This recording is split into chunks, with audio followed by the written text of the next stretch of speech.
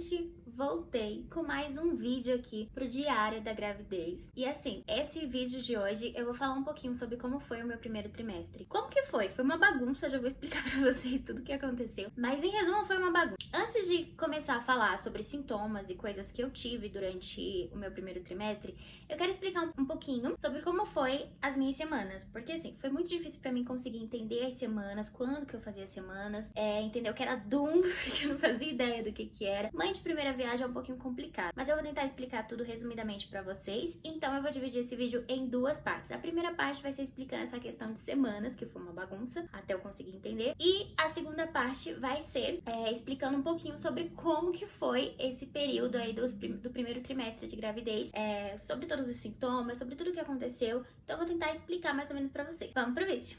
Pra começar, se você ainda não assistiu o primeiro vídeo, eu vou deixar linkado aqui pra quem quiser assistir. Lá eu explico tudo o que aconteceu, como que foi a descoberta, né? Como que foi saber quando eu estava grávida e tudo mais. Então tá tudo explicadinho no outro vídeo. Nesse vídeo eu vou tentar explicar realmente como que foi ali o início do primeiro trimestre, como que foi entender todas as coisas. Não foi fácil, mas agora já estamos no terceiro trimestre, graças a Deus. Então agora eu já entendo um pouquinho mais as coisas, como que funciona. A primeira consulta que eu tive com aquela médica, que foi a médica do vídeo passado que eu comentei com vocês. Que tá chutando, mamãe. A primeira consulta que eu fiz com aquela médica, ela falou que provavelmente eu estaria com 4 semanas de gravidez. A gente não conseguiu ver o embrião, a gente não conseguiu o saco gestacional e tudo mais. Até aí, tudo bem, estava com 4 semanas. Depois, ela me pediu pra retornar com 2 semanas, ou seja, eu estaria com 6 semanas de gravidez. Que foi quando a gente conseguiu ver o embrião, ver tudo certinho e tal. Mas aí entra um detalhe. Nesse dia que eu consegui ver o embrião, que eu consegui ver o saco gestacional e tudo mais, a médica, ela não me deu um laudo, ela não ouviu batimentos cardíacos do bebê, ela simplesmente olhou, né, fez o exame lá da transvaginal, olhou e falou: tem bebê, você tá grávida de 6 semanas aproximadamente.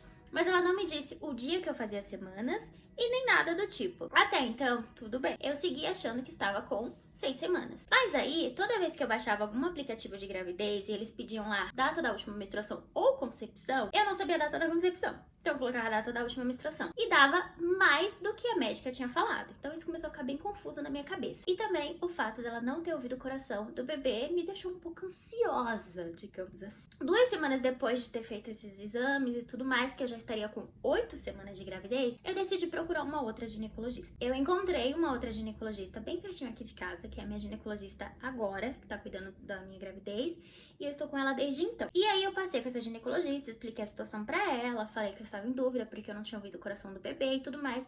Ela me perguntou com quantas semanas eu estava. Eu estou com 8 semanas e tal. Ela me perguntou qual foi a minha DUM. E eu lá sabia o que era DUM? Ideia do que era DUM. Aí eu perguntei pra ela o que seria isso, data da sua última menstruação. Aí foi quando eu falei pra ela, porque eu sempre mantive isso guardadinho, certinho, os calendários que eu utilizava pra poder ter um controle ali da menstruação mesmo. Ela fez umas contas lá, ela falou: olha, você está com 10 semanas de gravidez. E aí eu já fiquei tipo, como assim 10 semanas e não 8? E aí ela pegou e falou assim: olha, idade gestacional geralmente é contado a partir da sua DUM ou a partir do seu primeiro ultrassom com o laudo. Só que eu não tinha um laudo de ultrassom. Ela só tinha olhado e falado: você tá de 6 semanas. Mas ela só me falou isso e não falou mais nada. Nem o dia que eu fazia semanas ela não me falou. Então, eu nem sabia sobre essas coisas até que eu descobri um grupo que me ajudou muito, me ajuda até hoje. As meninas são um amor.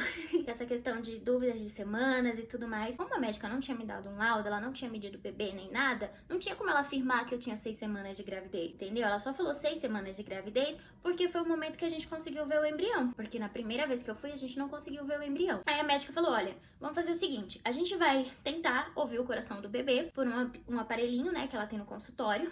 Não sei o nome, mas vou deixar o aparelhinho aqui. Toda grávida aí deve saber, eu acho que chama Doppler, não sei como que fala. Mas enfim, esse aparelhinho que tá por aqui em algum lugar. E aí ela falou assim: olha, se a gente conseguir ouvir, é porque provavelmente você já está com 10 semanas de gravidez mesmo. Deitei na maca, bonitinho e tal.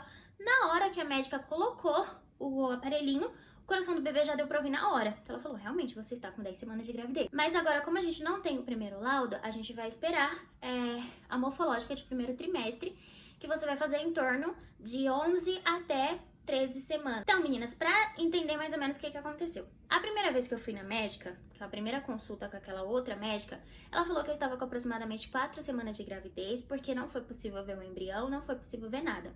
Mas ela não fez o cálculo pela minha DUM, ela não fez o cálculo pelo tamanho do bebê, ela não fez o cálculo por nada. Ela simplesmente falou que era aquilo. E eu acreditei, porque mãe de primeira viagem, nem sabia o que era esse tipo de coisa, então pra mim era aquilo. Até que eu resolvi me auto-questionar e falei, não, tem alguma coisa errada. Até porque muitas meninas do grupo que eu tava participando, que teve a menstruação depois de mim, estava com mais semanas do que eu, que tinha tido a menstruação antes delas. Então não batia as coisas. Mas no final das contas, a minha semana realmente seria 10 semanas. E eu completaria a semana toda quarta-feira. Vamos lá falar um pouquinho sobre o meu primeiro trimestre de gravidez e todos os perrengues que eu passei. Bom, pra começar, meu primeiro trimestre de gravidez, eu vou começar pelo primeiro mês de gravidez, tá? Que foi ali o primeiro mês, eu nem sabia que tava grávida ainda. Então, nesse primeiro mês de gravidez, umas coisas que eu senti diferentes no meu corpo. Eu ganhei peso muito rápido e eu achava que era por conta da academia, suplementação e tudo mais. Depois, outros câmbios que foi mais assim, normais, digamos assim, porque tava perto do meu período.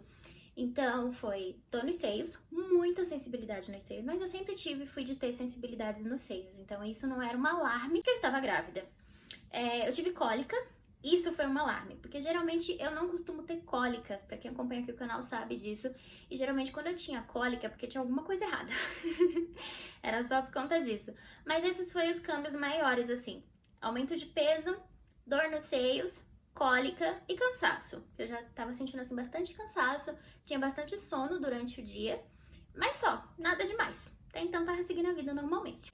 Depois da consulta com a médica, que eu descobri que tava grávida e tudo mais, eu comecei a passar muito mal. Muito mal, muito mal, muito mal, muito mal. Mas até então eu ainda tava passando mal naquele nível mais controlado. Aí ela me passou um remédio pra enjoo, comecei a tomar um remédio pra enjoo. Não adiantou nada. Nesse mesmo período, o Benjamin ele teve que viajar para os Estados Unidos e eu ficaria sozinha. Como ele tinha que fazer essa viagem, eu ia ficar sozinha e tudo mais, mas até então a gente achou que seria tranquilo ali, não seria uma coisa tão ruim. Tava enjoando, mas não era nada absurdo ainda. Então seria fácil. Então o Benjamin viajou para os Estados Unidos e eu fiquei sozinha. Pra não dizer que eu fiquei 100% sozinha, eu tive a ajuda de um amigo. E eu não tinha contado pra muitas pessoas ainda. E eu não conseguia comer nada. Sabe por que você não consegue comer absolutamente nada? Eu comecei a passar muito mal mesmo. Nem água eu conseguia tomar. Pra não dizer que eu não conseguia tomar nada, a única coisa que eu conseguia tomar, assim, era chupar laranja e comer folha de hortelã. Eram as duas coisas que eu conseguia comer durante esse primeiro trimestre, assim, de gravidez. Já tava ali no segundo mês. Era o que eu conseguia comer, gente. De resto, eu não conseguia comer nada. Só passava mal o tempo inteiro, o tempo inteiro, o tempo inteiro, o tempo inteiro. Passando mal. Até que eu falei pro Benjamin, eu não tô aguentando mais. E ele voltou com 2 semanas, depois que ele tinha viajado. Porque eu tava passando muito mal. Muito, muito, muito mal mesmo. Eu tava sozinha. Então, foi um período muito difícil, muito conturbado. Mas não para por aí. Foi ficando só cada dia pior. E aí foi quando veio o diagnóstico de hiperemese gravídica. Pra quem não sabe, é uma condição onde as mulheres que estão gestantes, elas têm vômitos compulsivos, elas não conseguem comer nada. É um momento muito difícil, assim. Eu acho que só quem passa realmente por esse período da hiperemese sabe o quanto é difícil. Porque eu já sabia que na gravidez eu teria enjoos, eu passaria mal com enjoos e tudo mais, porque é normal da gravidez, mas eu não achei que fosse de um nível tão extremo. Eu comecei a emagrecer muito, porque além de eu não comer, eu passava o dia todo vomitando. Eu não tinha alegria pra fazer nada. Era o dia inteiro só vomitando, só passando mal o tempo todo. Nesse período eu ainda não tinha revelado da minha gravidez pro pessoal e tudo mais. Então pouquíssimas pessoas sabiam da minha gravidez, mas o Benjamin já tinha contado pra família dele toda. Eu vomitei aproximadamente ali das 7 semanas até as 17 semanas. Que isso vai ser assunto para um próximo vídeo, né? Porque 17 semanas já é segundo trimestre. Mas só pra vocês terem uma ideia, eu vomitei das 7 semanas até as 17 semanas. Então foram 10 semanas assim, vomitando compulsivamente. Então não foi fácil. Emagreci mais de 7 quilos, desidratei, tinha que tomar um copinho de soro fisiológico por dia pra não desidratar por completo. Ouvi de algumas pessoas que eram frescura da minha parte, mas não era frescura, era uma coisa muito difícil mesmo. Ainda é um pouco difícil porque eu tô no terceiro trimestre, mas algumas vezes eu ainda tenho quadros de enjoos e náuseas. Comecei a ter muita dor de cabeça. Ali beirando o segundo e terceiro mês, comecei a ter muita dor de cabeça, além dos enjoos. Acho que os maiores desconfortos, assim, do meu primeiro trimestre de gravidez foram enjoo. Enjoo, eu tive muito enjoo. Muito, assim, de enjoar muito, muito mesmo, por conta da hiperemese gravídica. Que foi aí também que veio o diagnóstico da hiperemese gravídica. No primeiro trimestre também, eu tinha muito sono, muito cansaço, sentia muito cansaço, muito desconforto nos seios, assim, porque eles estavam crescendo, sabe? Então começou a me incomodar de uma forma muito grande. Tive bastante cólica, tive bastante dor nas costas, porque com 10 semanas ali, 10, 11 semanas, começou a me atacar o nervo ciático. Aí eu já procurei uma pessoa pra me ajudar nessa questão, né? Com alongamentos, massagem e tudo mais, porque me atacou muito cedo o nervo ciático. Tive muita dor de cabeça também. No primeiro trimestre eu tive bastante dor de cabeça, inclusive às vezes eu utilizava a batata. Tem uma técnica, né, de quando você sente dor de cabeça, você pega a batata gelada, assim, bem gelada mesmo, coloca na região da testa, porque acho que abaixa a temperatura, alguma coisa desse tipo, assim. Mas me ajudou bastante, então foi uma coisa que me ajudou muito também nesse período. A cólica foi um empecilhozinho, assim, chatinho no início. Eu criei nojo de arroz, eu criei nojo de feijão, eu não conseguia olhar pro arroz e feijão, pro ovo, nada. Eu não colocava a cara na janela de casa, não conseguia, porque o cheiro que vinha da rua me irritava. O cheiro que vinha da rua me fazia passar mal. E aí depois foi aliviando aos poucos, aí foi começando a dar uma melhorada, digamos assim, tipo, ao invés de eu vomitar 4 ou 5 vezes no dia, eu comecei a vomitar 3, 4, 2, e por aí foi. Até que ali por volta dos terceiro mês ali, ainda vomitando muito, e eu conversava com outras meninas, né, que estavam assim no mesmo período que eu, e elas falavam que não tinham enjoo, ou que os enjoos já tinham passado, e eu continuava vomitando.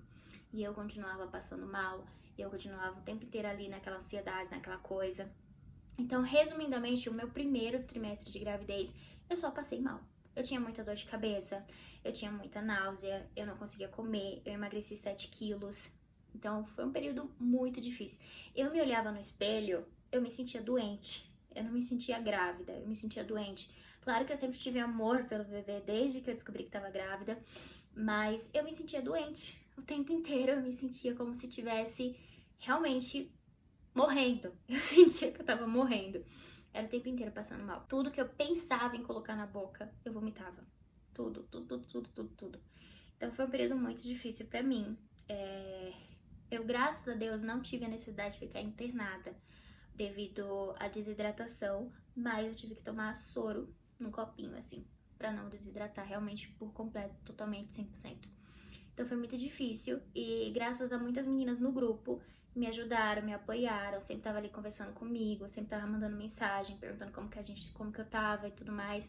Até porque elas estavam no mesmo período que eu, apesar de algumas não terem as náuseas, os enjoos, as coisas que eu tinha, elas eram muito solidárias mesmo, isso me ajudou muito. Mas é isso, gente, pra resumir o vídeo, basicamente foi horrível. Eu só passei mal, eu só vomitei muito mesmo. Não sei se alguém tá passando pelo período aí da hiperemese gravídica. Se você está passando por isso, se sinta abraçada e acolhida, porque eu sei que não é um momento fácil, é um momento muito difícil. Principalmente se você contar pra alguém, a pessoa vai falar, mas é frescura. Mas toda grávida enjoa. Não é a mesma coisa. O enjoo de uma gestação, o enjoo matinal de uma gravidez é uma coisa, o enjoo da hiperemese gravídica é uma coisa totalmente diferente. Então, nem se compara um enjoo com o outro. É muito difícil mesmo, só quem passa por esse período sabe quanto é difícil. Então, eu me olhava no espelho e eu me sentia doente. Graças a Deus foi um período que passou, né? Vamos dizer que passou. Apesar de eu ainda enjoar um pouquinho até hoje, não é nada comparado ao início. E é isso, pessoal. Pra resumir basicamente o vídeo de hoje, é basicamente isso que aconteceu. A mãe tava meio mal, mas o bebê estava bem. Está bem até hoje, graças a Deus tá tudo certo. Chegamos até o terceiro trimestre. Depois eu gravo um vídeo pra vocês sobre o segundo trimestre também. Pra gente ter tudo isso registrado aqui pra quando meu neném quiser assistir, ela saber o que foi que aconteceu com a mamãe. Bom, esse foi o vídeo de hoje, espero que vocês tenham entendido e gostado aí. E a gente se vê no próximo vídeo. Beijo!